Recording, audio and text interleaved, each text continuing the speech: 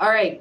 Good afternoon. I am Miss Heald. I am the College and Career Advisor at Bethesda Chevy Chase High School. Every school in Montgomery County has this position. So if you don't know who your College and Career Advisor is, ask your counselor.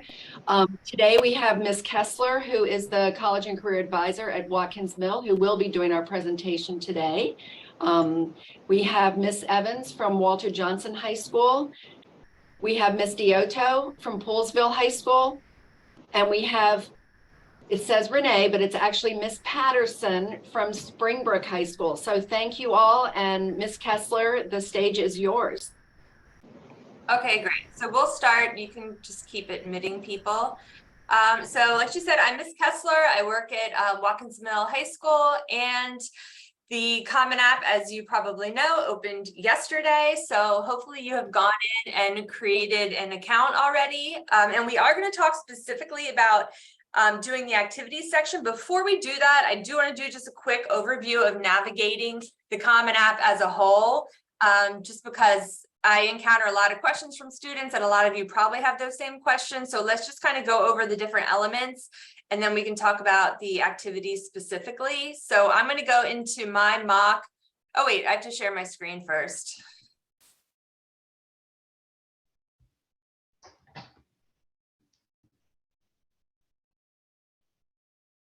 We got it. Thank you. All right, great. So I'm going to start in my mock Common App account.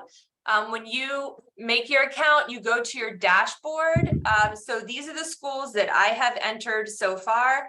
And basically you use these two main tabs: My Colleges, which is the list of colleges that you have, and the Common App, which is all the general information, everything in this section, every college that you apply to can see. Under My Colleges, these are specific to those colleges. And if you need to add a college, you can just do that there. And we'll put one in. We'll add Harvard for the heck of it. And now that shows up there. I added these specifically because they have different requirements. So we're going to see that when we go in the Common App, what their requirements are.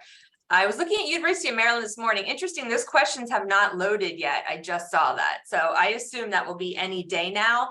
But if you go into each of your tabs, you can see what specifically that college requires in terms of they will have extra questions. And generally, the more competitive the college, the more extra questions they will have. So make sure you spend time looking in to see what kind of supplements you're going to have to do for all the colleges you have added to your list. The homepage of the school is a good page to see all the requirements. For University of Maryland, you can see their test policy is flexible, so you do not have to submit scores. Most are still flexible, but there are some that require scores. I'm going to show this one. It's a little bit different. University of Pittsburgh, under test scores, it says sometimes required. And I believe that's because I think the College of Nursing requires test scores. And that is the case with some schools. So make sure you know what the policy is at the specific school you are looking at. One other thing I'm going to point out that you need to do in the college specific area before you can move forward with your application when you go back to school, when they're completing the Naviance portion of it, is you have to complete this section, recommenders and FERPA. You only have to do it for one college. It'll apply to everyone in your list. But this waiver right here, recommenders and FERPA, oh, you know what I have to do before that? I have to add my high school. So let's come back to this. All right, let's go into the Common App generic tab. So I'm going to go over just some of the most common questions people have in there. For the profile tab, if you go down, that's pretty generic information. At the very bottom, that is where the question is about the Common App fee waiver. If you believe you meet one of these criteria for a fee waiver, you hit yes. That means you will submit your application without paying the application fee. You do need to have that backed up by your counselor. They need to verify that information in Naviance. If you put yes, but you don't speak to anyone at your school about it, and you submit your application, you will get an email from the college saying that your application is incomplete because you have not paid the fee. So make sure you talk to your counselor about that. And just to note how much time this takes to fill out, you see these are the main tabs, but once you're in every one of these, they have many tabs below it. So it is really time consuming. So it's great that you all are starting so early. Family member, that's straightforward. That's basically they want to know who's in your household. The education section, that's why I got the error before. You can work on your Common App anytime up until you hit submit and you send your application to the school. But one thing you must do now to start the process with your high school is to enter the high school you go to. So you will go in there. It looks like it knows my location. So I'm just going to pick that my high school is Seneca Valley. So now the Common App knows that I go to that high school, and it is going to look up the CEB code for Seneca Valley. It is going to say Seneca Valley uses Naviance. And then the next time you log into Naviance, you're going to have a banner across the top of your screen saying you need to match your accounts you need to match to your Common App account now. You hit match, it'll prompt you to sign into Common App, and now they are connected. So the Common App is your personal application where you enter your information. Nobody from your high school can see what is in the Common App. The Naviance part of it is how your high school enters your information, your recommendations, your transcripts, etc. And they send the information to college that way. So they must be matched before you can move forward. So make sure you at least answer that question before you go on. If you only went to one high school, it's very straightforward. If you went to more than one, you're going to have to fill out for the other high schools. If you were in dual enrollment and you went to Montgomery College, you can add that here under colleges and universities. Keep in mind that no matter how many classes you took in college, if you have not graduated from high school, you are applying as a first-year student, not a transfer student. People ask about that all the time. Your grades, that is the number of people in your senior class. If you're in Montgomery County, you will say none to class rank. We do not give class rank information. Then you self-report your GPA. Some people get very wrapped up in whether or not it should be weighted or unweighted, and honestly, it doesn't matter. Your transcript is going, the school is going to see both GPAs, and they will probably recalculate the weighted according to their formula anyway, so don't stress out about that. Then your current courses, these are the courses you're enrolled in this fall. When your transcript goes to schools, they are only going to have your freshman, sophomore, and junior year grades. That is it. Those are the grades that the schools are going to have when they decide on whether you are admitted or not. Now, some schools will want to see your first semester senior grades later. They're not ready till February, and the school will let you know if they want them to be sent. And then you can have the registrar at your school send them at that time.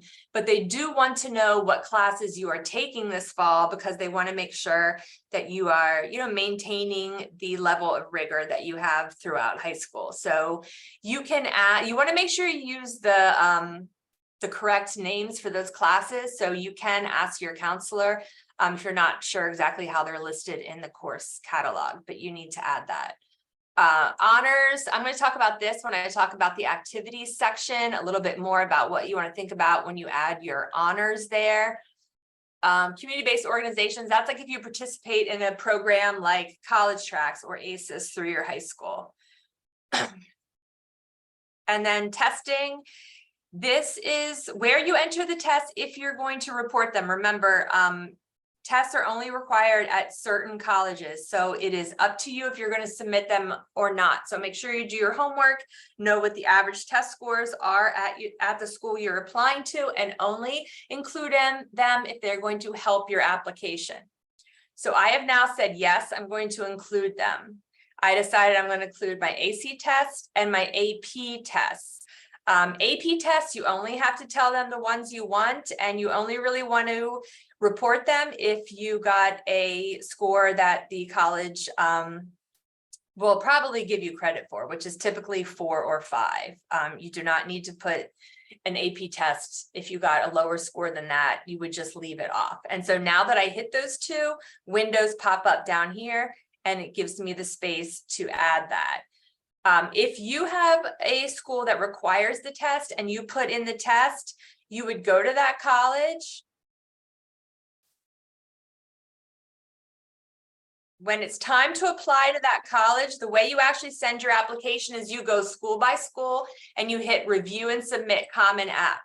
So after you submit University of Maryland, if you included your test scores because you thought that they would benefit your University of Maryland application, but you do not want to send them to Harvard, then you would go in, you would go to the testing section and you would clear your answer.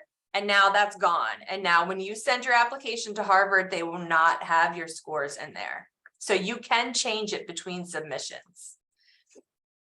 So activities, we're going to go there and talk about how to report our activities. That's the screen I'm going to go through. And just to show you later, these are the arrows. If you want to change the order of them after you do it, you can just hit the arrows and do that. Writing. Okay, so I put this in because some colleges, most colleges honestly are going to require your personal essay. Some colleges do not require it, but it's optional and I would leave it in. Obviously, you're going to spend a lot of time and energy doing your college essay. So you want to just keep that in your application. You choose what topic you're doing, or if it's topic about anything, you can put that there. And then the additional information section has 2 questions. One is about COVID. And I know your class experienced COVID disruption during freshman year. We really were home. So at this point, I would only say something about COVID if it was very significant and really impacted the rest of your high school years as a whole. You know, everybody missed out on sports. Everyone had a terrible year, but unless it's really unique or different, you probably don't need to add anything there. And then below is an additional information section, and we can talk a little bit how you might want to utilize the additional information section in a second. And then finally, courses and grades. Not many schools require this anymore because honestly, they're getting your transcript, which has all of this information. Unfortunately, University of Maryland does require this, and that's a popular school to apply to. So if you are applying to University of Maryland, you need to hit yes. You can get a copy of your transcript. You can ask your registrar or your counselor at school, and they can give you a copy. And then you need to go through 9th, 10th, and 11th grade, adding every class you took by semester and your semester grade for the class. So that's definitely time consuming. So plan ahead for filling that out. And now that we put our school in, I'm going to just show you the recommenders and FERPA quickly. You only have to do this once. Like I said, recommenders and FERPA right there. You need to complete the release authorization. This basically says that you understand that you're waiving the right to read your counselor and teacher recommendation letters. And this is not a choice. If you are a student in Montgomery County and you want to apply to college, you have to waive this right. Everyone does it. So you're going to hit that you have read and you understand it. You're going to acknowledge it. You're going to say, I waive my right. I understand. Sign and date. And that's it. And you only have to do it once for the schools. But if you don't do that FERPA and you go into your counseling office at school, they're going to look in your Naviance and there's going to be a big red error message saying that you have not completed it. So take your time doing the Common App, but the 2 things you have to do before you can move on is enter the school you go to and sign that FERPA. And with that, I think we're going to go do the activities now. Anybody else, any other CCIC on this call have any general thing to say about the Common App? Okay, I guess that's a no. All right, so now we're going to go and talk about the activities section specifically. So in your Common App account, okay, I already went through the Common App. That was my dashboard.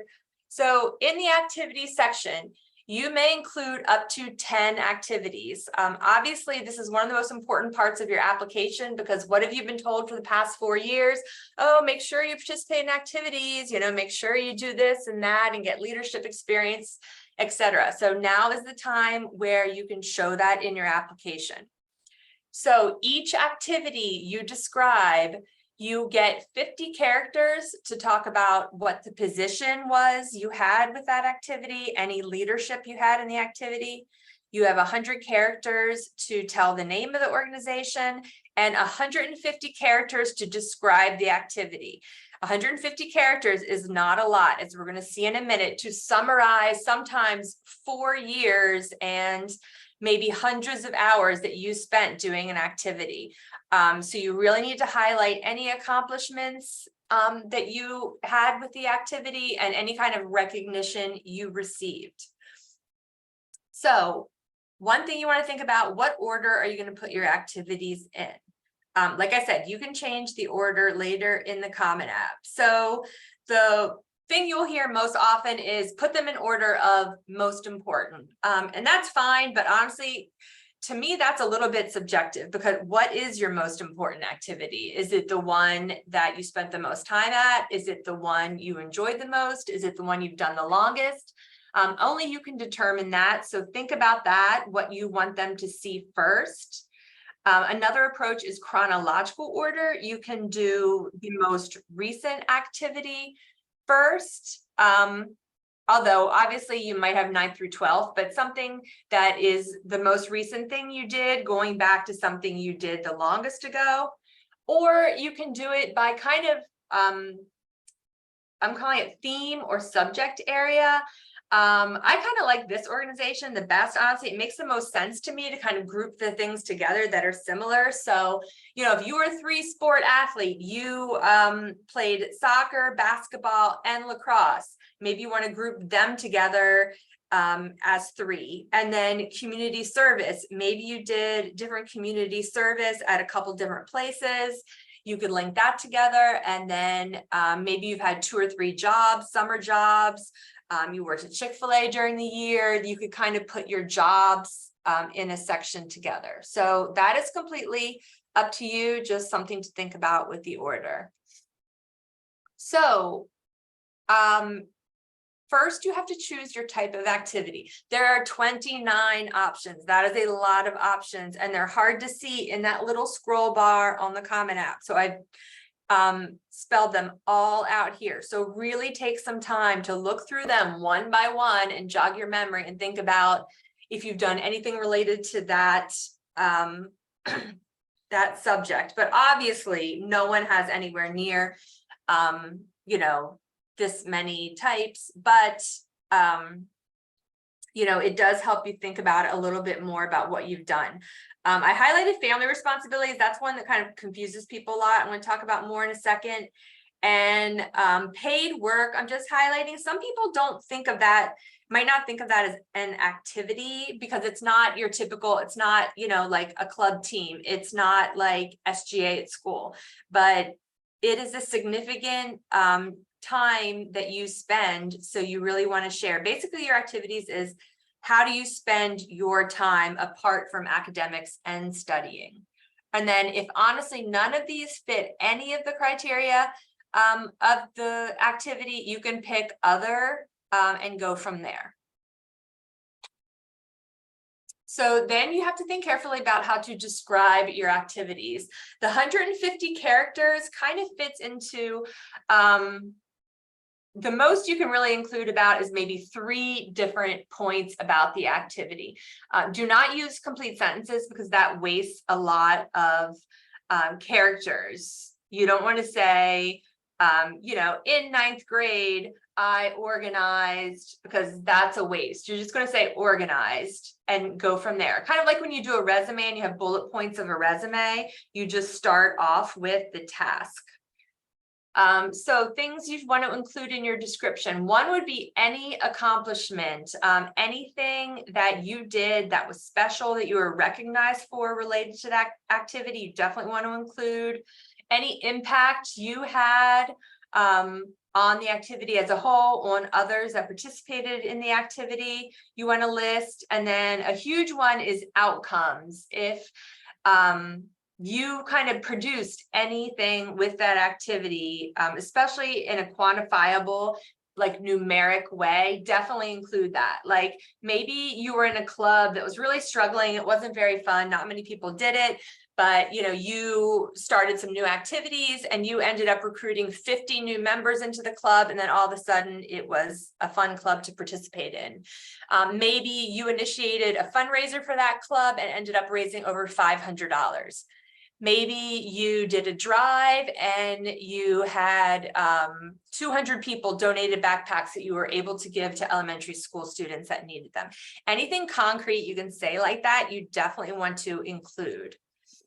Oh, I went over this already. Start the description with an action verb. Some that go well with activities would be like organized, led, helped, taught, managed, initiated, selected. Are kind of ones that are fit the criteria for the activities well. And then be sure to use abbreviations. Like you said, with 150 characters, you don't get a lot of space. So to maximize that, you're free to use common abbreviations like W for width 2 times, over 500. Things like Student Government Association, people know, colleges are going to know what SGA is. When you use an abbreviation, just make sure the average person would know what it means. You do not want to use an abbreviation where the person reading the application has no idea what you're talking about, because that's not going to help your case. And then I showed you the additional info after the essay. If you have an extremely significant activity where you won multiple awards, you participated for 4 years, you did something really groundbreaking and you need to talk about it more, you can say, see additional info in that section, and then you can expand upon it in the other writing page. But use that sparingly and make sure you really have something significant to say. Don't just do it and then just kind of have like a sentence or so about the activity that's not really that impactful. So we're going to go over some samples for activities in a second.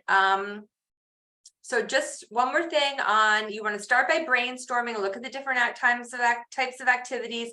Make sure you think back to all 4 years, but it does need to be in high school. That's great if you won the talent show in 6th grade, but the college admissions officer does not want to hear about that. It has to be starting in 9th grade. Think about not just school activities, think about summer activities that you participated in. It doesn't have to be an organized activity. It can be a hobby. Some people spend an extraordinary amount of time on a hobby. Maybe you taught yourself a craft, how to sew, and now you do that. You make things for people and you give it to them. All the doors locked on? Sorry, what? Oh, I think they're not muted. Okay.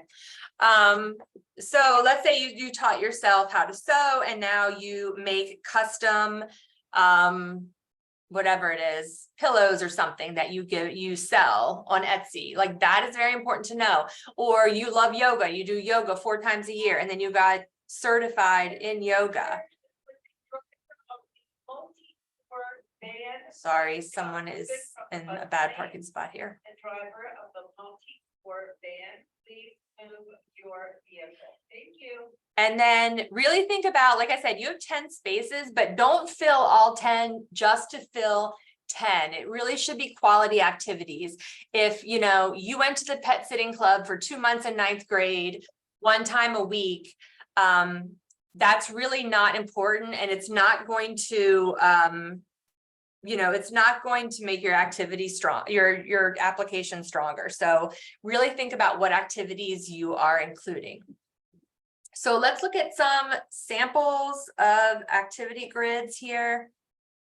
All right, so let's start with sports. So your drop down would be athletics, like JV varsity. There's only 1 drop down for athletics. So first, I kind of did an example where they're not really maximizing the number of characters. So what is the position? You were on your Palms team and you are captain.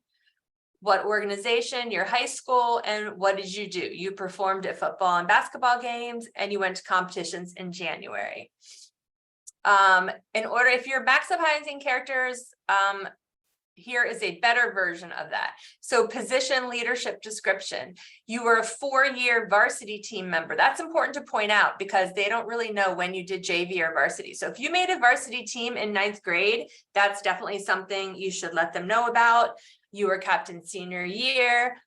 This is a competitive, because what is POMS? To be honest with you, maybe they don't know. It's a competitive dance team. You're letting them know it's fall and winter seasons. That shows a greater time commitment, right? This goes all the way from August to February. That's a long time to participate. And then what were your accomplishments in that activity?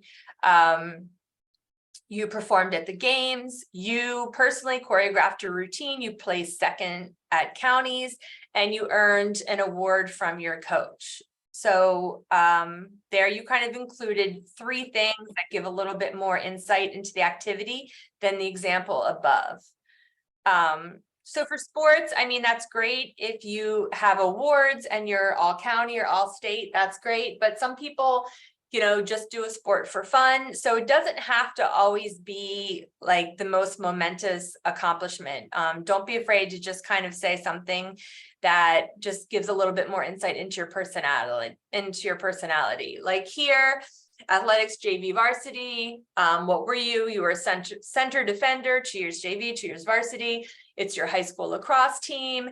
And so maybe you never played lacrosse before. You challenged yourself to learn a new sport. Maybe you weren't captain, but you know, you helped make team ribbons, and you know, you are seen as a supportive person. Like, you know, that doesn't mean you're the best lacrosse player, but it does kind of come across as what kind of person you are. So make sure you include anything. Like, think at the end of season, you might have paper plate awards, and you know, they might give out silly awards, but maybe you know, it's something to include because it gives insight into who you are as a person. So that was some sports examples. This one is a work paid example. So position, leadership description. I mean, if you're a cashier, you're a cashier, but if you want to maybe expand upon it a little bit, what's the organization? It is this restaurant. Oh, so while we go, one reason I highly recommend doing your activities in a Google Sheet before you put it into the Common App is because it's much easier to see. It's also much easier to, as you go, you need to keep count of the characters that you're doing since they are so tight. So we're going to do word count. We're going to keep it displayed. So right now we're at 45 characters. So I don't know why they give 100 for organization name. It seems kind of long. I feel like they should give more for the leadership description, but so you definitely did not run out of your characters there. On the description of the accomplishments and recognition, think about what you do in your job that demonstrates responsibility. You manage cash and credit transactions, you troubleshoot for customers, and you assist with food preparation, etc. So that gives them a little bit insight into what you do there. You're going to check with your count, and you're at 129 characters, so you are good there. The next sample, this is like a community service program you might do. So the position, leadership description, you're an early childhood services program volunteer. The organization name is Family Services, and then the exact program you can include here because you have enough characters. And then what do? You provided childcare, you led groups of children, shows leadership, and you know, you did a drive and you collected 200 books. And I think this was one where I got close to the characters. That's 143. So that's just giving you kind of a sense of how long your descriptions can be. Okay, one more. This is at school science math. You were a peer tutor for AP chemistry.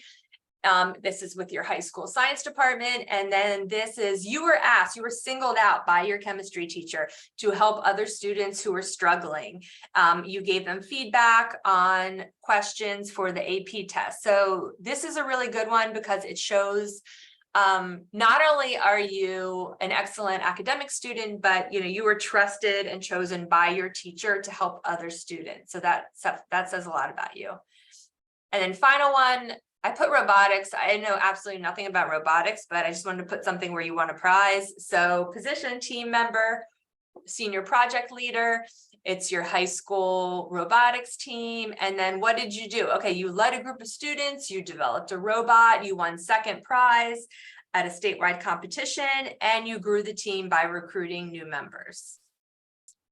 So those are just kind of a few examples that I came up with. And then I'm going to share this slideshow, and in here are going to be blank templates. If you want to save this and put your own activities into it, and then you can count your characters and cut and paste them into the Common App. Like I said, I highly recommend doing that over trying to use the little spaces within the Common application. We can look at that in here just to show you how that looks again. So here is your drop down. That's what I'm talking about. That's why I wrote out the 29 subjects, because it's a little bit hard to see them all in there. I didn't really fill this out to the best, but this is showing you. So here with you would have to have wraparound text. It's hard to edit it, and then you'd have to copy and paste it to figure out the characters. So it's not the easiest thing to do. So that is why I recommend using the grids. Oh, and then, sorry, one thing I did want to talk about was the family responsibilities. So I'm just going to go over that. What are family responsibilities? If you're going to put this on your college application, it should be a very time-consuming task that you've had to do for a long period of time and uses up a lot of your after school and out of school time. One example might be you have younger siblings, you have to come straight in from school, you have to get them off the school bus, you help them with homework, you get them a snack, you start meals for your parents who don't get home later. This shows that you have to do that every day. If you have that responsibility, then you can't participate in sports, right? Or you can't participate in some other things that happen after school. So it's a way of explaining how you use your time. Family responsibility is not, I come home every night and I unload the dishwasher. Like if you put that, admissions people will not be impressed. It has to be something significant.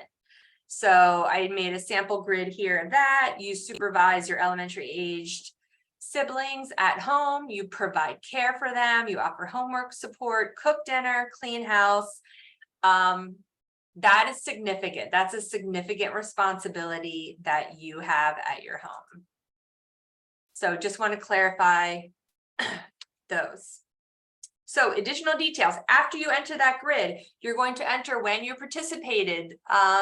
They tell you the longer you participated, the better. When you participate in something for 4 years, it shows you are really invested in that. Obviously, 9th grade will be limited, and colleges will understand that. If you participated over the summer, you should use the summer before the grade. So the summer before 9th grade becomes 9, the summer before 10th, before 11th, before 12th, etc. And then include whether it's just during the school break, all year.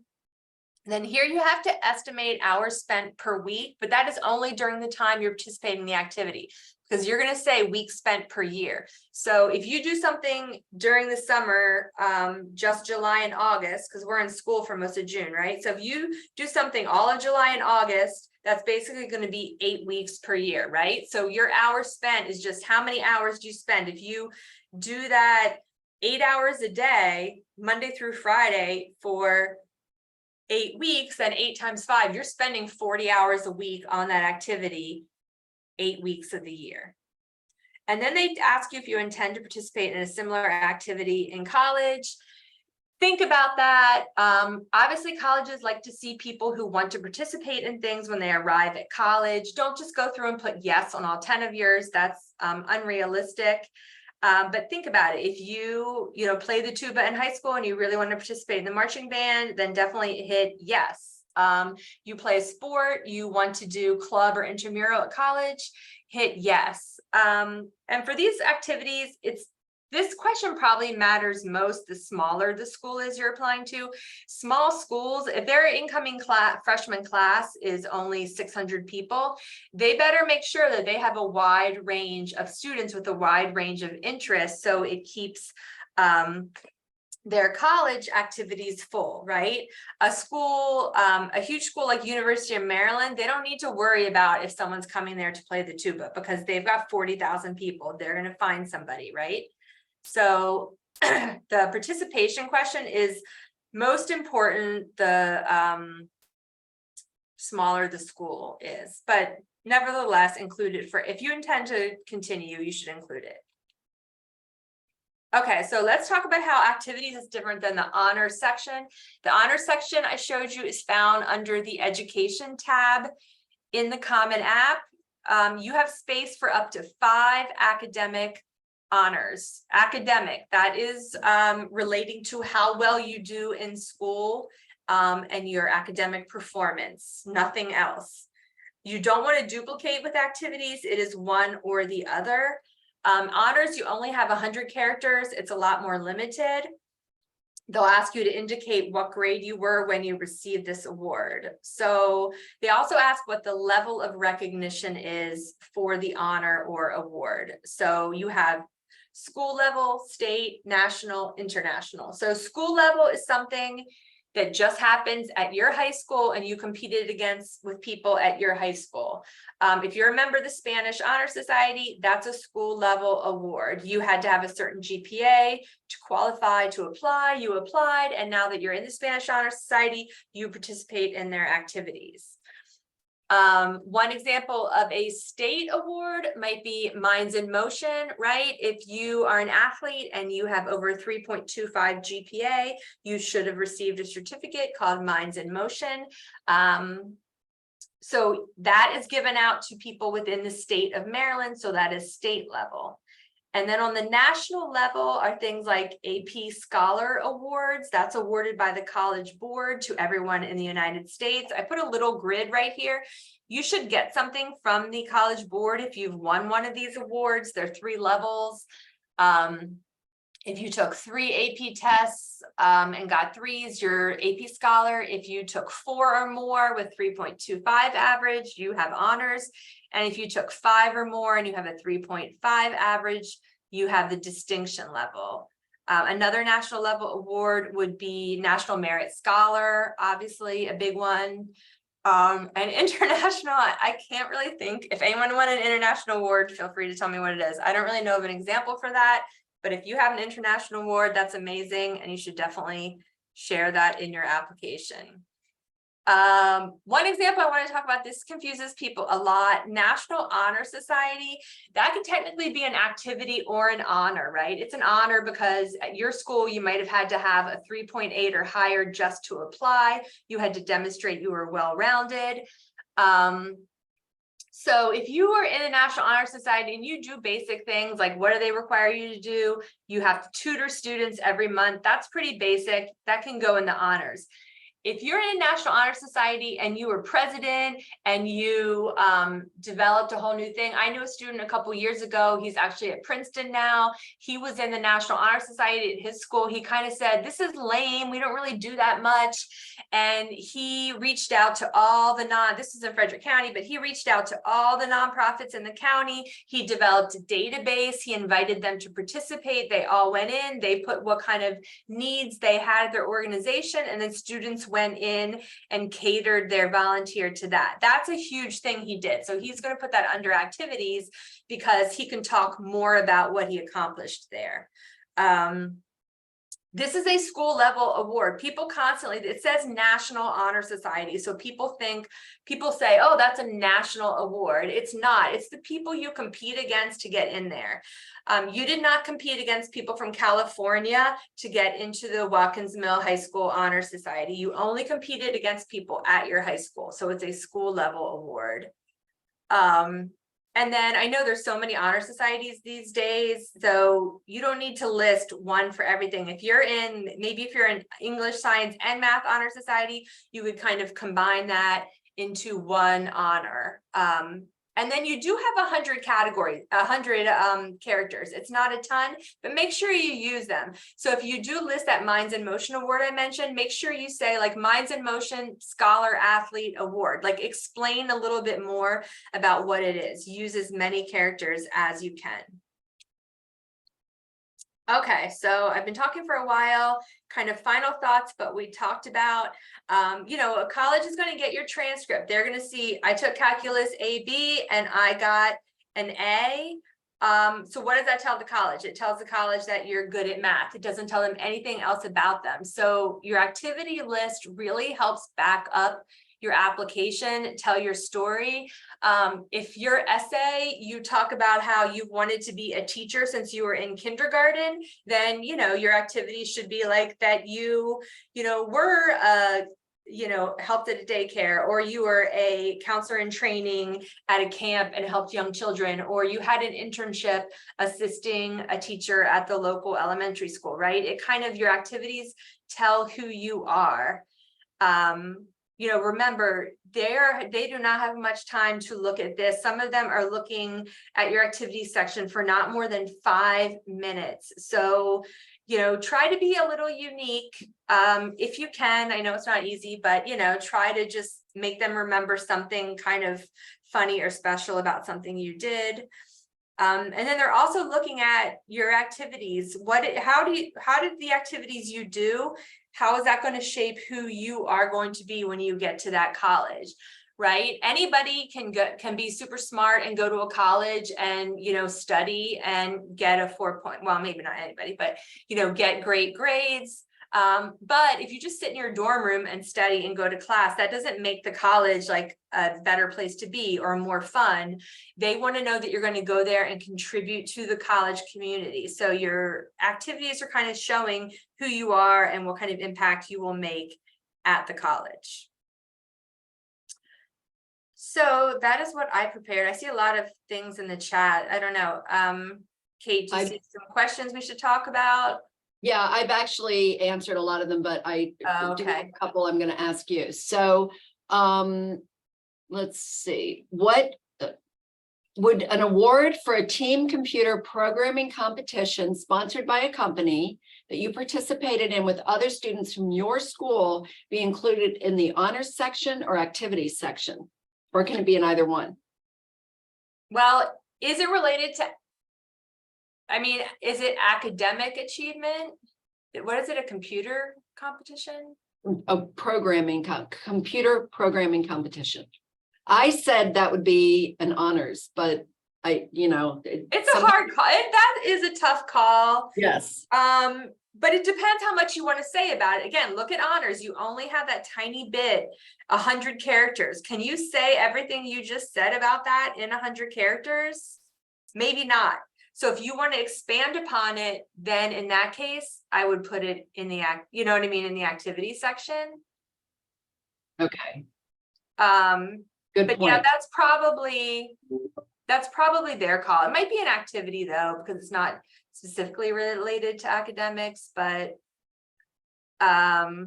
yeah, I'm seeing a new question. I don't know why they have postgraduate in there. I think that's because you can apply as a transfer, but no one here should be putting postgraduate. That's an activity you did after you graduated from college, and after you graduated from high school, and nobody here has graduated from high school. So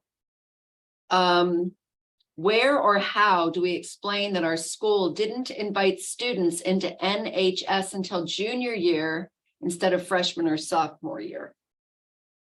Okay, well, no one does it freshman year, first of all, because you have to show a history of academics. The earliest I've heard is like the end of sophomore year.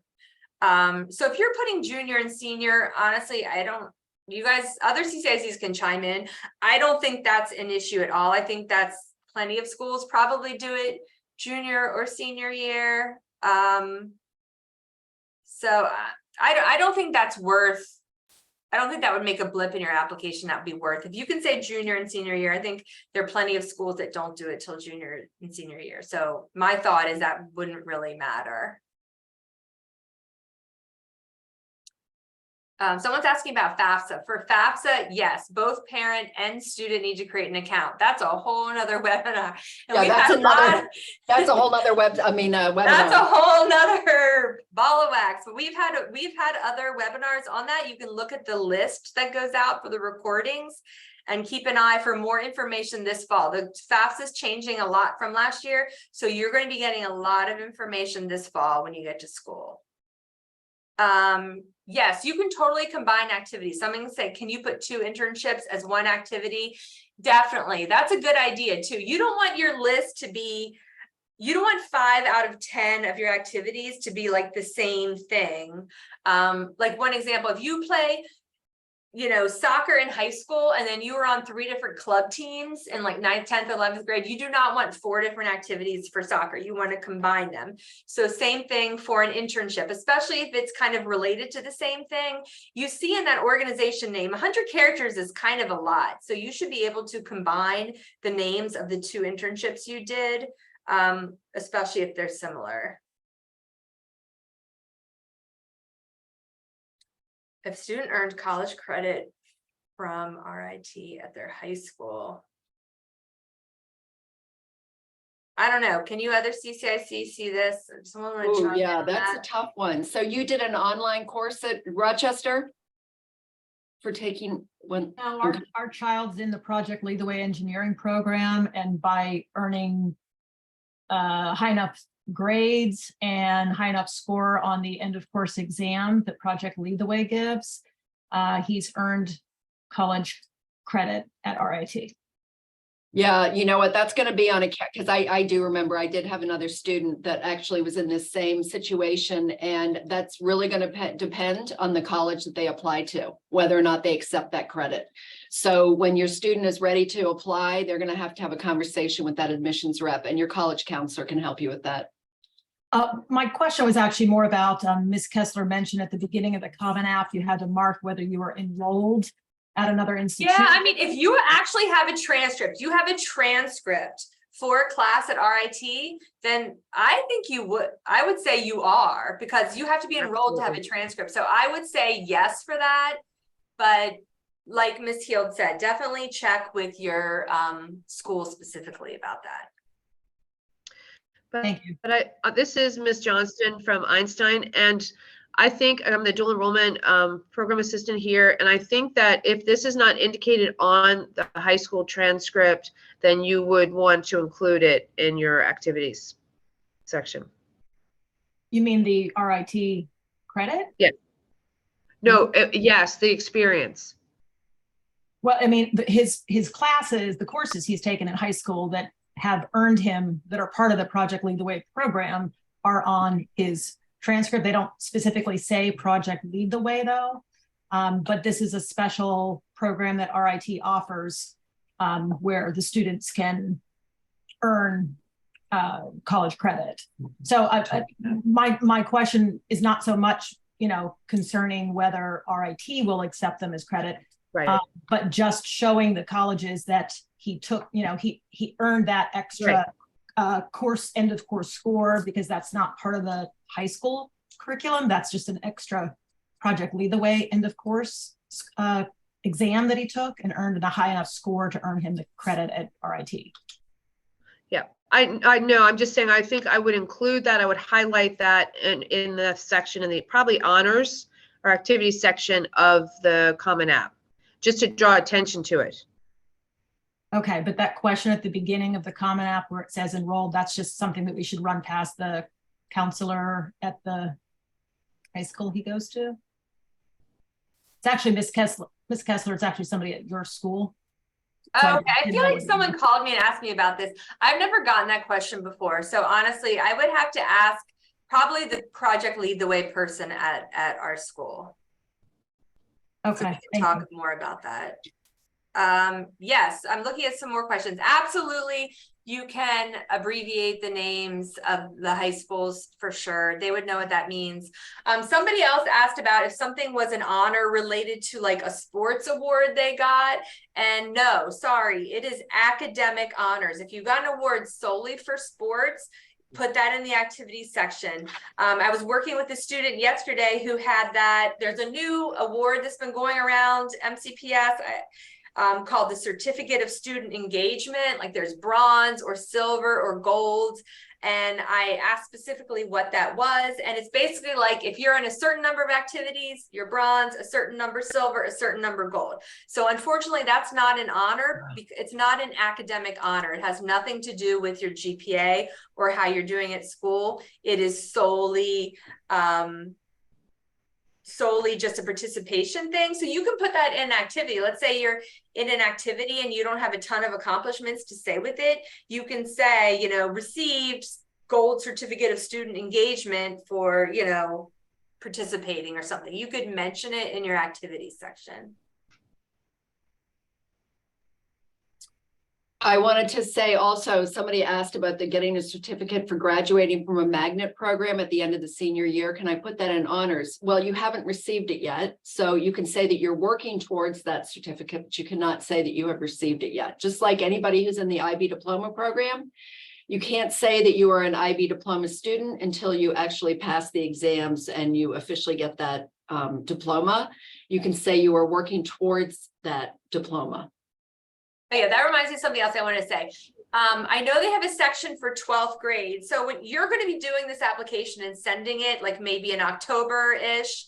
So if you do a fall sport, you're already playing it. You can put 12th grade. But basically you go by the rule. If you are intending to participate, you can say 12th grade. You're not going to be on the tennis team in 12th grade when you hit send on your application. But if you've participated 9th through 11th and you are going to participate in tennis 12th grade, then absolutely hit 12th grade.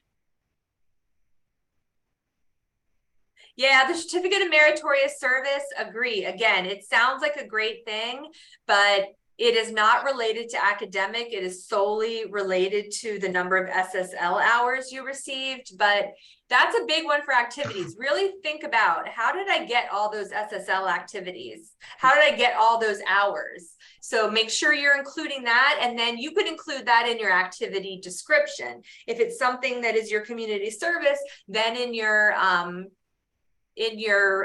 write up there, you would put received certificate of meritorious service for number of hours performed or something like that. So you can find a way to put it in somewhere else, I would say.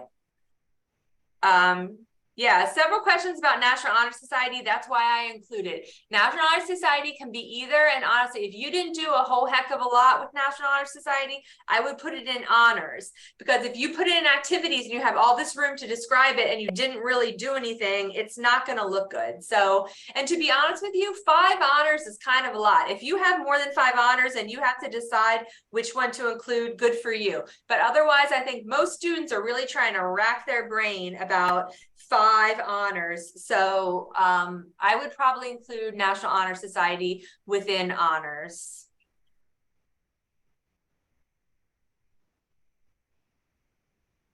National Student Leadership Council. That's a good question. Is that a common abbreviation? NSCL? I don't know. I don't know that I would know what that meant.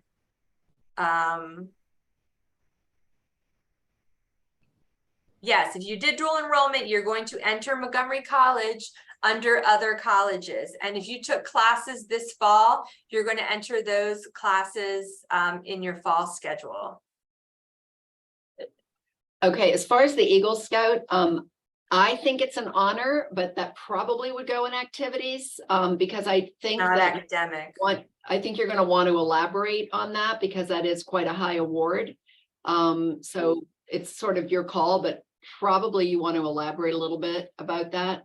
Yeah, 2 I just saw. 1, a book award. That's a good question. I wanted to mention that. Yes, at least at our school, we choose 1 junior to receive the Harvard Book Prize. That is an academic honor. We are choosing who we see as one of the #1 academic students in English. And the way I determine that here at Watkins Mills, I ask the English teachers to nominate and the reasons that they're nominating. So yes, absolutely, a book award is an academic honor. You should make sure it's clear that you were chosen, as the sole junior at your school or whatever.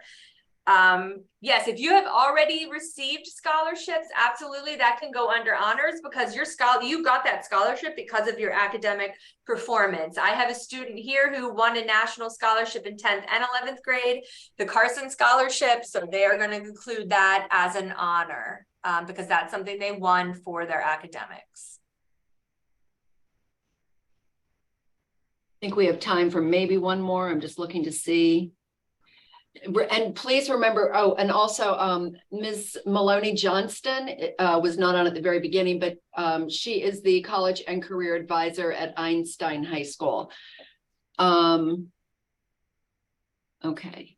Ms. Kessler, do you see anything else that's, if we missed your question, I think it's really important that you go to your college and career advisor or your school counselor and follow up with them. That's what we all do. And we love meeting with our students. So I encourage you, if you don't know who it is, ask your school counselor. Oh yeah, one more thing. Someone says you need to mention certificate of merit. No, don't mention stuff that they're going to know by looking at your transcript. If they look at your transcript and they see good grades, they're going to know that already. Oh, another one that for honors, don't put honor roll. I don't even know. I work at a high school. I don't even know what honor roll means. If a kid came to me and said they were on honor roll at this school, I would not know what, I don't know. Does that mean you have a 3.0, a 3.5? So stay away from that. If you got a straight A award, if you got straight A's, you know, every quarter of whatever, that's something you can put that, you know, that you've earned an A every quarter, because this, I mean, a straight A award, that's a real thing. You know, at some high schools, they give that award out, they take your picture, etc. So that's something, make sure the college, it'll be significant and they'll kind of know what it is. Oh, let me share the copy of this. Yeah. Yeah. All right. So as I mentioned, this has been recorded. This will be added to the summer workshop schedule in place of the Zoom link. It will say recording of this event, and it will also be shared with your college and career advisor. So I am going to stop this recording now. Thank you. Wait, let me put in the chat. Sorry. Oh, sorry, it wasn't in there yet. Yeah, let me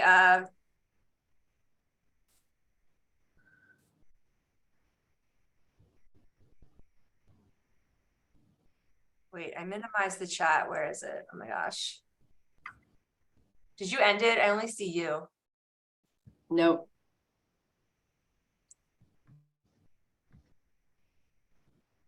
No, I am gonna stop the recording though. So okay, I lost the screen. We can put it when we send out the recording, we'll put the link to the presentation